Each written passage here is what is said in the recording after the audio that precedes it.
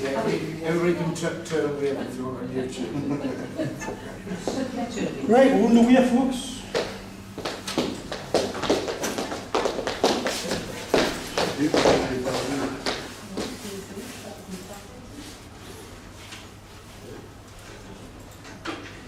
Well, good evening everybody and welcome to a special meeting of the Finance and General Purpose Committee being held on Tuesday the 11th of January in the Civic Hall to discuss in general the response to the Stanley Master Plan.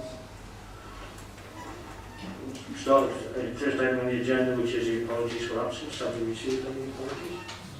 Yeah, we've got Councillor Nicholson, Councillor Ferry and Councillor Yes. Councillor Hanson. And Councillor Joe McMahon as well.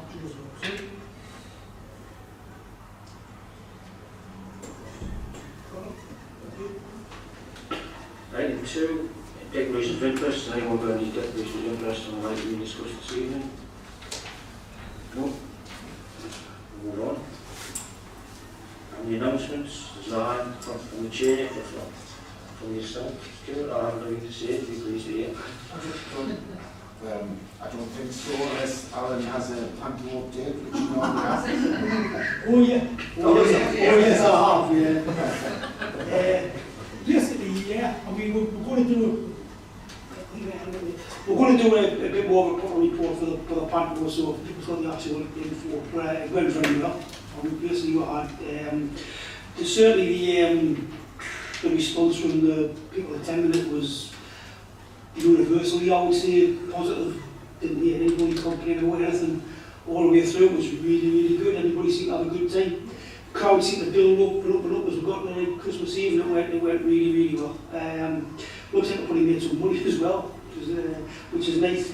And Lisa's been on to want to do it again next year. Let's do it all again next year, and the next couple of years after that. So we've got a proposal off Lisa, so I'll bring that to the members staff and have a look at that as well. But overall for the Panto, I mean the staff, we had the Kickstarters in, everybody was in doing the bit, everybody really happy.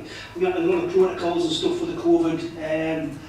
We had a fogging machine and cleaning stuff between sittings and all sorts. We did a lot there. But from what I gather, we haven't had anything negative, no problems, no complaints, or no bad reports of any issues at all, really. Had one person complain about one thing, that was about it. Other than that, it seemed to work really, really well and was really well received. So, thank you. Well, thank you for that, very much. Thank you, colleagues, for that. Thank you for that. That's it, I will, yeah. Colleagues for that. Item 4, code of contest litigation. I haven't seen anything, nobody is. Okay. So we move on to item 5, which is the business end of this evening's meeting, which is the Stanley Master Plan. I'll pass you over to Stuart. He's summarised where we are with regards to the objective to receive comments and review and develop an answer from the half of the Stanley consultation. Yeah, thanks, Chairman. Briefly, I've circulated a draft response. It is quite generic, but I think it covers all the key elements, plus the comments that I've been received from members, both on us Finance and General Purpose Committee and in the meantime. Key element is, with these master plans, they always start in this consultation, so what comes out from that consultation could be different, and it's about being part of the process going forward, and Stanley Town Council really needs to be a key stakeholder in that process, so I'll flag that up. The key thing is that there are quite a few major financial initiatives within that, which are going to require a lot of funding, and one of the things we've highlighted was the need to make sure that funding is sustainable and provides for a thriving community, but more than anything else, that it's properly prioritised around community priorities, and not just, oh, that'd be a really nice planning look. It needs to be community-led, which links back into the Town Council's desire to improve its community consultation, so we can link with that as well. I've also included a reference to the Civic Hall and the theatre. Bear in mind, there's a very small reference in there, and I felt if you're trying to make this as a thriving community home, I think we could have had a bit more mention of that. So why not? It's a county-led plan, so they own the building, we're a lessee, so I've flagged up the fact that the building needs an investment at the same time. And of course, the issue of accessible public transport links is ongoing everywhere, and I guess that's economic, but we flagged up from the community side and say we'll go so. So I'd recommend to members, if anyone has any other comments they wish to include, we can add them to that, and the idea is we'll get this response off tomorrow. Thanks to you, excellent. Is there any members got any comments they'd like to make? No? I would like to make a comment about the transport. I wish you can get a bus going to Newcastle direct instead of going all around the bloody country. Really terrible. It's a shame going to Sunderland and they're all over the place. Instead of half an hour and an hour and it's Okay, Councillor Craig. Yep, thanks for that, Willie. Well, obviously there is a comment the transport of around villages and key areas being identified in the a few members have made that comment, but I think you picked up on to do it and why that's included in here. Yeah, I think absolutely, Chair, and I think what we can do, we can also add to that along the basis that and direct out the standing to the major conurbations, so take that on board. Yeah. Councillor Butler? Sorry, Councillor Craig. No, you go then, Councillor Tully. Right. Right, it's just on the Civic Hall, not specifically the Civic Hall, but there was an awful lot of chat during the consultation period, the meetings that we had. An awful lot of chat about community-led enterprises and things like. I understand a lot of feedback on that. Is somebody still switched that? No. I'll keep away from it. And about. That way it might help. So it might be punished about it. Just try. Just shout. There's an awful lot of talk around the fact that one of the things that Stanley should look towards doing is creating a sort of what you might call a cultural hub, rather on as well as having the workplaces and the shops and the things to create something that might bring people into Stanley for other reasons. Because we all know that Stanley hasn't got a nighttime economy as such. You know, a pub and a club doesn't really count as a nighttime economy. There was an awful lot around that, and I don't know how we can, as a town council, can push that apart from pushing the offer for the Civic Hall. I don't really have an answer to it. I'd just like to sort of flag up that something along the cultural lines might be shoehorned in, or might be even flagged up even. Not shoehorned in, because I don't think they'll let us do that, but to flag up the fact that we could maybe improve our cultural offer. Don't ask us for a reason for how to do it, because I don't know. But it's just something that did come up. It came up a few times in various meetings that or while it was happening, while the consultation about the master plan was happening. All the things we had. Okay. Yeah, thanks for that. I know they do mention that in the plan. Yeah. But I think that the focus on the Civic Hall could probably be added to. Sorry, Councillor Tony. Yeah, just regarding parking, and I've seen in the plan that they may charge for parking in our town centre. Well, really, they will really want to charge parking, that'll detract people coming in. And if they do charge, where is the royalties going? Or is it going to come back to Stanley, or is it going to be absorbed by DCC?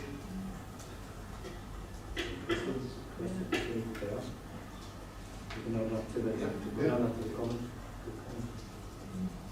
have to say that's the one thing that brings people into Stanley, the fact Yeah, that free parking. free parking. I know there's several areas have got different schemes. I don't know if you could go to Highgate, we've got a scheme where it's relatively cheap, but it's short to try to get it turned over. But again, the point you make is correct. It is free parking, so that is a massive. I know people argue that means people use it as a company supposed to car and go somewhere else. But yeah, that's a fair point. Any comments from anyone?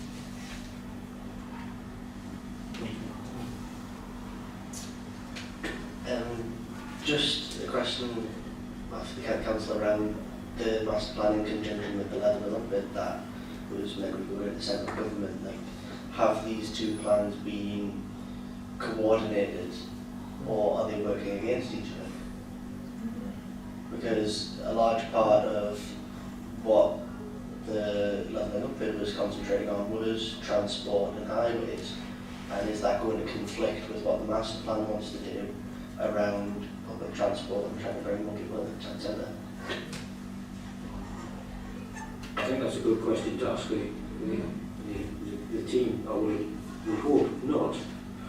And I hope it would work in harmony, because the basic ideas are the same, except the pressure, time pressure you will get with regards to that look bit, we'll get an answer hopefully in a few months' time. So it is well another point we'll have. Getting on the right Yeah, that's good. Certainly, I mean, at the end of the day, it's planning, that's those areas where you would have thought they would be connected. I think you're probably right, it's worth it. But I think the other thing I would say is, it's the master plan consultation. The bulk of this work is being done by external consultants with liaison.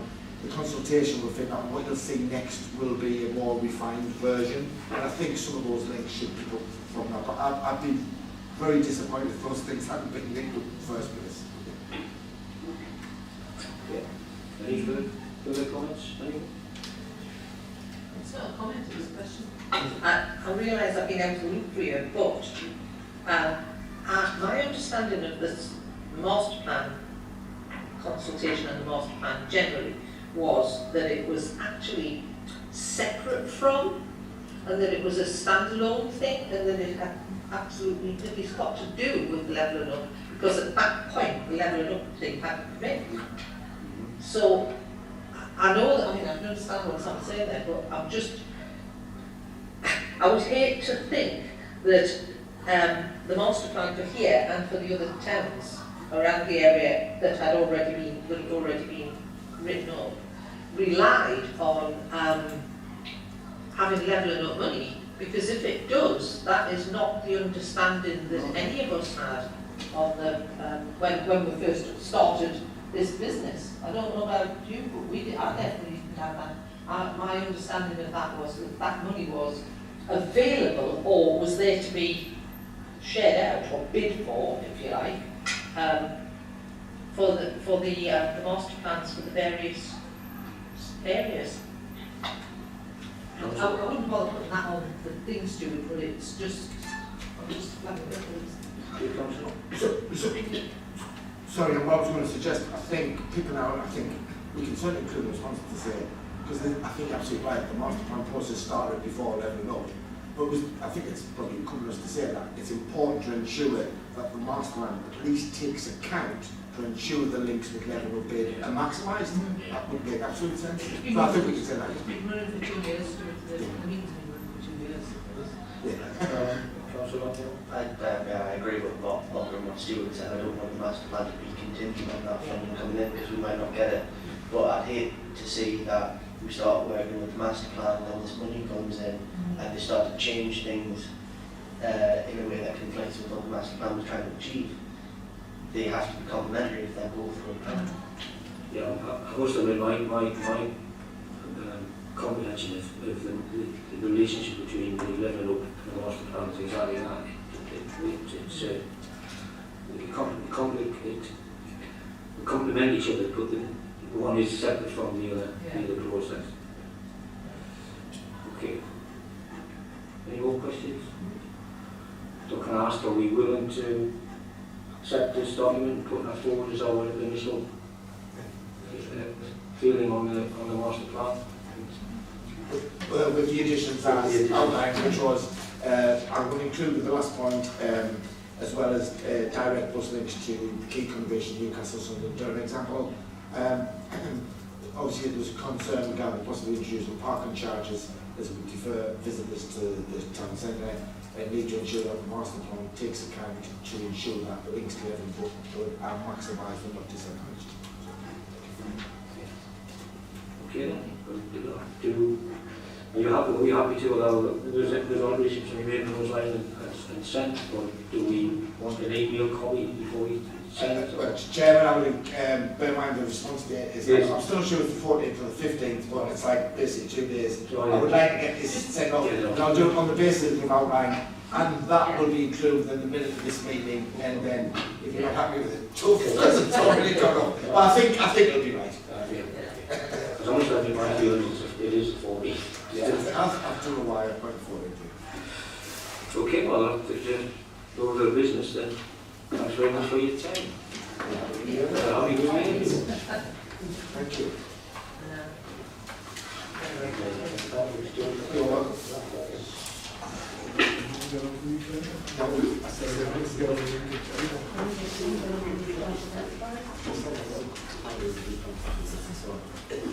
You